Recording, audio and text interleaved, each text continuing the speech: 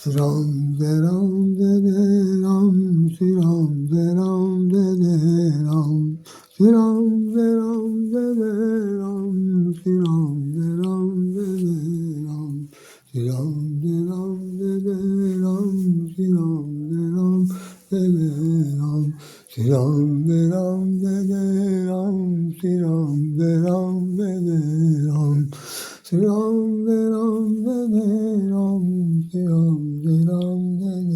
राम।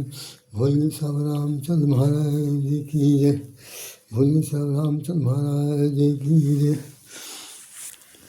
आज मेरे एपिसोड का एक अगला अंक बढ़ा, अब ये 901 है नंबर। मैं आप लोगों के सामने दो शब्द कहना चाहता हूँ जो बहुत इम्पोर्टेंट है, बहुत इम्पोर्टेंट है, और ये जिससे सारा संसार जूझ रहा है। और वो सिर्फ ये है कि व्यक्ति को अपने मन में जब यहाँ धरती पर आता है, आते ही उसके दिमाग में जो चार बातें होती हैं, अर्थ धर्म काम मोक्ष, अर्थ धर्म काम मोक्ष की प्राप्ति करना उसके जीवन का प्रमुख लक्ष्य होता है।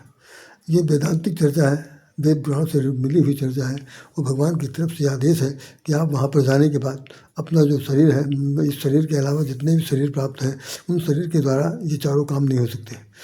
लेकिन सिर्फ काम को छोड़कर, काम में जो सारी योनियाँ शामिल हैं उसके अंदर, तो जैसे जो जानवर होते हैं उनके अंदर तो एक बार आवाज़ वस्त्र भोजन, तो ये तो सभी के लिए कॉमन है। लेकिन उसके अंदर जो सेक्सुअल डिज़ायर की बात होती है, ये शारीरिक संसर्ग की बात होती है, उनमें सभी योनियाँ काम करती हैं। लेकिन हमारे पास तीन बातें और हैं जिसके अंदर अर्थ धर्म काम मोक्ष, कमाना भी है, मोक्ष की प्राप्ति करना है, और धर्म का पालन भी होना है। इन तीनों को, इनको काम करते हुए परिवार की उत्पत्ति करनी है, क्योंकि जीवन अकेला होता है स्त्री पुरुष का तब तक अधूरा माना जाता है जब तक उसके पूर्णांगता का ना आ जाए। जब तक विवाहित जीवन नहीं होता तब तो स्त्री पुरुष दोनों अधूरे होते हैं। इसीलिए उन्हें भगवान शंकर को अर्धनारीश्वर कहते हैं। इसका मतलब क्या है कि आधा नारी का हिस्सा आधा पुरुष का हिस्सा मिलकर के जब एक हिस्सा बनते तो पूर्ण ब्रह्म के रूप में स्वीकार होता। आप ये देखिए कि दोनों अगर अपोजिट है, जब आमने सामने आते हैं तो उसका आधा हिस्सा दाहिनी तरफ, आधा हिस्सा बाईं तरफ, दोनों का होता है। तब दोनों के दायां बायां मिलकर इधर हो गया, इधर दाएं बाएं मिलकर पूरा हो गया, तब उसके अंदर पूर्णता आती है। वही पूर्णता जो है संसर्ग और संसति की प्राप्त कराती है। तो एक तो ये हो गया काम की उत्पत्ति का, कि वैदिक रीत से, संस्कारिक रीत से, जो क्या चाहिए मर्यादा की रीत से हमारे काम को मान्यता दी गई। काम को जो ऐसा नहीं बनाया गया है कि उसको ओछे किस्म का ये कामातुर होने का इसमें निर्देश बिल्कुल नहीं है। सिर्फ यह है कि जीवन को, पीढ़ी को बढ़ाना है तो उसके लिए मर्यादा के अंतर्गत संतानोत्पत्ति की जरूरत है। दूसरा, मुकाम के बाद अर्थ, शरीर को चलाना है, जीवन को चलाना है, परिवार को चलाना है, तो उसके लिए अर्थ कमाना भी बहुत जरूरी है। मतलब कर्म करना है, कर्म के साथ जो फल मिलेगा उस फल में सब लोग घर भर बांटेंगे, तो अर्थ हो गया। उसके बाद धर्म की बात आती है कि धर्म के बिना संसार में कुछ भी नहीं है। धर्म ही सब कुछ है। नहीं सत्य सम पातक मुंजा, सत्य न दूसरा धर्म समाना। सत्य के समान दूसरा धर्म नहीं है। और वो धर्म क्या है कि सत्य के पथ पर आपको चलना है, सत्य के पथ पर काम करना है, सत्य के पथ पर जीवन का निर्वाह करना है, और सबको शिक्षा भी देनी है। तो ये धर्म हो गया। धर्म आपका क्या कहता है कि हम जिए और जिलाएं, हम इनके लिए जिए, ये हमारे लिए जिए, हम इनके लिए जिए, ये हमारे लिए जिए, और इन दोनों के बीच में किसी प्रकार का कोई ऐसा रोड़ा ना आए जो अहमता का कारण बने। दूसरा, उसके बाद फिर है मोक्ष। सब तीनों काम करने के बाद अंत में क्या होता है, भैया आपने तीन काम कर देने, या मान लीजिए तीन एपिसोड होते हैं, या तीन उसके क्या कहते हैं, किसी भी क्लास के 3 साल का कोर्स होता है, तो चौथा साल का कोर्स होगा, उसमें आपको अंतिम प्रमाण पत्र मिलेगा। तो ये प्रमाण पत्र देने वाला विषय है जिसका नाम मोक्ष है। मोक्ष बनेगा जिसमें आपको अपने किए हुए कर्मों के फल के आधार पर एक नई जिंदगी मिलेगी। अब जिंदगी कैसी मिलेगी इसके बारे में कुछ नहीं पता। तो उसके लिए गोस्वामी जी ने एक बात लिखी है कि अर्थ धर्म न काम वैसे भरतलाल जी का जो है कि अर्थ धर्म न काम रुचि गति न चाहो निर्माण, जन्म जन्म सिया राम पद यह वरदानवान। उन्होंने अपने जीते जी कह दिया मुझे न अर्थ की जरूरत है न धर्म की जरूरत है, और मुझे न अर्थ धर्म न काम रुचि, और मुझे किसी काम वासना की कोई जरूरत नहीं। हम सब चाहते हैं जन्म जन्म सिया राम पद, जन्म जन्मांतर जब तक मेरा जन्म हो तो राम और सीता के चरण कमलों में मेरा मन लीन रहे, यही मैं आपसे वरदान मांगता हूँ। ये माता गंगा जी से उन्होंने कहा, त्रिवेणी में प्रयागराज में कहा था। लेकिन यहाँ पर जो मैं बता देना चाहता हूँ कि लाभ हानि जीवन मरण यश अपयश विधात, लाभ हानि जीवन मरण यश अपयश विधात। बिलख कहो मुन्नाथ, सुनो भरत भावी प्रबल, सुनो भरत भावी प्रबल, बिलख कहो मुनिनाथ, हानि लाभ जीवन मरण यह सब बिहार। गुरु वशिष्ठ जी ने कहा कि भैया भरत, संसार में जो कुछ भी मान सम्मान मिलता है, अर्थ वो जीवन मरण मिलता है, यह सब मिलता है, ये आपके हाथ में नहीं है, ये सब भगवान के हाथ में। हम लोग कभी कभी अपने जीवन में, व्यवहारिक जीवन में, पारिवारिक जीवन में, सब परिवार के सभी सदस्यों के बीच में जितने जो लोग छोटे हैं छोटा जैसा बात हो, बड़े हो बड़े जैसा बात हो, लेकिन ध्यान रहे कि छोटे को छोटा ही अपने को समझना है। छोटा किसी के सिर पर बड़ा होकर के वो मलमूत्र न त्याग करें। उसके अंदर मर्यादा लांघने का आदेश नहीं है कि भाई छोटी मुंह बड़ी बात, लोग तो तुरंत कहेंगे या आपको अपमानित करना चाहेंगे। तो वो जो अपमान करने का जो पक्ष है वही खास तौर से आदमी को दुत्कारता है, नकारता है, तो उपेक्षा करता है, निंदा करता है, और साथ साथ ये है कि बड़ी बदनामी की स्थिति ला देता है। तो वही इसमें बताने की जरूरत है। लेकिन ये किसके द्वारा होता है? उन्होंने कह दिया साफ साफ कि भगवान के हाथ में।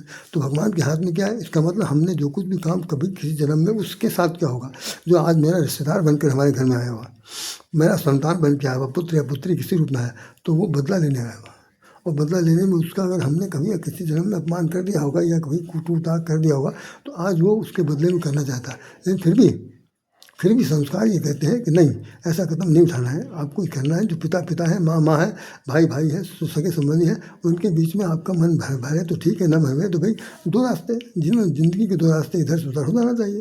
लेकिन रह करके एक छत के नीचे रह करके अगर आपस में किसी प्रकार का बैर भाव लेकर के जीते हैं, तो निश्चित रूप से भाई ये इस मनुष्य योनि में, जिसका नाम सुपरफाइन है, जो विवेक से युक्त है, उस विवेक का कहीं पर परिचय नहीं हुआ।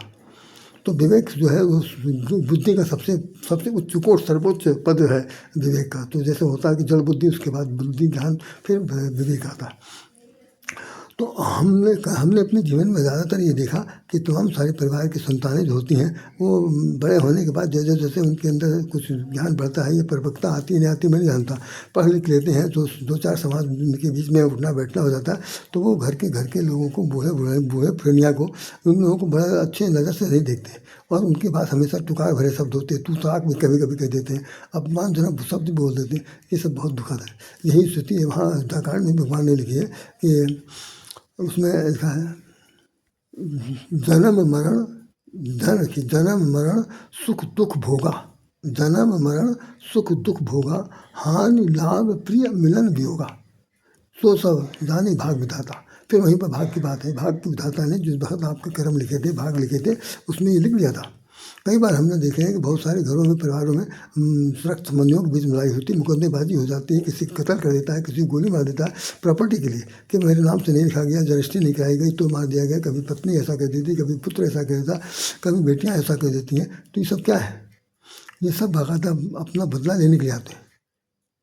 उस जन्म में अगर वो पूरा नहीं हुआ था और आपने उनके साथ कोई भी बात कर दिया था, तो इस जन्म में उनको पूरा करना है। तो ये जो हमारे पुनर्जन्म का कॉन्सेप्ट है, वो कॉन्सेप्ट ये कहता है कि हर किए गए काम का बदलाव मिलेगा, जैसा कर्म करेगा वैसा फल देगा भगवान। ये तो गीता का है ज्ञान, ये तो गीता का ज्ञान। तो कर्म प्रधान विश्व कर राखा, कर्म प्रधान विश्व कर राखा, जो जस करे सो तस फल राखा। वही लोग जो जिसने जैसा जो किया है, वो किसी कर्म में जन्म में किया हो, उसे वो फल मिलेगा। ये विषय अकाट सिद्धांत है। मतलब आपने बीज बोया है, तो बीज जैसा भी है, जिस जैसा भी है, वो फसल देगा, फूल उगेगा। बोए पेड़ बबूल के आम कहाँ से खाए? अगर बबूल बोया है तो आम तो मिलेगा नहीं, उसमें तो आम के लिए आम का फल लगाना पड़ेगा, फलों का फल लगाना पड़ेगा, छायादार वृक्ष लगाने पड़ेगा। तो ये सब काम हमारा आपका है। हमें अपने जीवन अब से सही जब जागो तब भगवान, जब जागो तब सवेरा। तो अब से सही अगर जितनी जीवन का उम्र बीत गई है, उस उम्र में भी अगर कभी किसी का कोई अनबन हो रहा है, भला होना चाहिए होगा, तो आपके हाथों से नहीं होना होगा, तो आप उसे कर डालिए। बाकी जो लोग आपको हमें और आपको किसी प्रकार की निंदा की खोट में लाते हैं, तो उनसे एक बार सिर्फ यही कहा जा सकता है, भाई देखिए, अपनी तलवार अपनी म्यान में रखो, अपनी तलवार अपने म्यान में रखो, ज़्यादा लपकाओ नहीं, हिला डुलाने की जरूरत नहीं। और भाई हमारे आपके बीच में अगर नहीं निपटी है, तो जो कुछ हुआ चलो भाई, हम सरेंडर तो नहीं करते हैं, हम सिर्फ इतना कह देते हैं कि हम अपना रास्ता अलग कर लेते हैं, है कि नहीं। तुम्हारा वो रास्ता, हमारा ये रास्ता, ठीक है। ये भगवान की तरफ से होना था, मेरे द्वारा चाहे पाप हुआ चाहे पुण्य हुआ, हमने संतान उत्पत्ति की जो की। लेकिन अगर हमारे आपके बीच में अब तड़का हो, किसी प्रकार का कोई भी वैचारिक टकराव हो रहा, और वो टकराव जो है हाथ पैर तक जा रहा, हाथापाई तक जा रहा, तो फिर उससे बदनामी हो सकती है, सरकार की भी, बरकरार समाज में भी, सब तरह। तो बचने का एकमात्र उपाय है कि भाई हम आपसे न्यूट्रल हैं, उदासीन हैं, ना हम आपकी कोई बुराई करेंगे, ना आप हमारी बुराई करिए। भले संतान के रूप में समाज में आप अगर विदित हैं तो रहिए। तो मैंने सिर्फ आज से इस बात को सिर्फ यूँ इसलिए कह दिया कि इस संसार में भगवान ने अर्थधर्म काम मोक्ष की प्रतिपूर्ति के लिए यहाँ पर भेजा है। उसके अंदर ये सब चीज़ें जो जुड़ी हुई हैं, उनका भी एक सामंजस्य है। तो सामंजस्य स्थापित जो कर ले जाता है, सबसे बड़ा बुद्धिमान वही कहलाता है। इस काम को सबसे ज़्यादा अगर किसी ने किया है तो चरित्र निर्माण में भगवान राम ने किया। उन्होंने चरित्र अभिनय करके दिखा दिया कि कितनी उनकी साथ यातना हुई, कितनी साथ उनको बुरा भला कहा गया, कितना भरत के साथ कहा गया, कितना शत्रुघ्न के साथ सब कुछ कहा गया। और यही स्थिति भगवान कृष्ण के साथ हुई।